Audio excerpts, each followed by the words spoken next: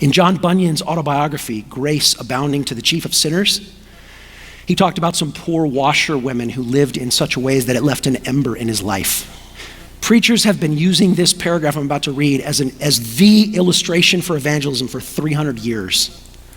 If you've never heard it before, you're in for a wonderful little treat. If you have heard it before, I find it strikingly beautiful, and I find it utterly charming. The way John Bunyan talks about these poor washerwomen. He says, one day, the good providence of God cast me into Bedford to work in one of the streets of that town.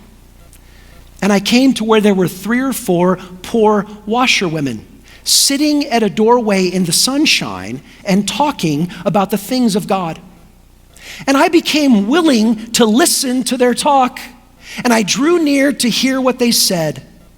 But I understood it not, for these women were far above me, far out of my reach. For they talked of a new birth, and they talked of God working in their hearts, and also how they were convinced of their miserable state of sinners by nature. But they talked about how God had visited their souls with his love, and with what words and promises from God they had been refreshed and had been strengthened against the snares of the devil. And as I listened, methought they spake as if joy did make them speak. They spake with such pleasantness of scripture language and such appearance of real grace in all that they said, that it was to me as if they found a new world that I knew not of. And at this, I felt my own heart begin to shake, and I began to mistrust my own condition. For I saw that in all my thoughts about salvation, the new birth had never entered my life. Neither knew I the comfort of the word and the promise of God. Thus, therefore, after I had heard and considered what they said and left them, and I went about my business again, their talk and discourse went with me, and how my heart wished to go back and tarry with them, for I was so greatly affected by their words. Therefore, I often made it my business to be going down that street and be in the earshot and the company of those poor washerwomen again. You see how sweet that is?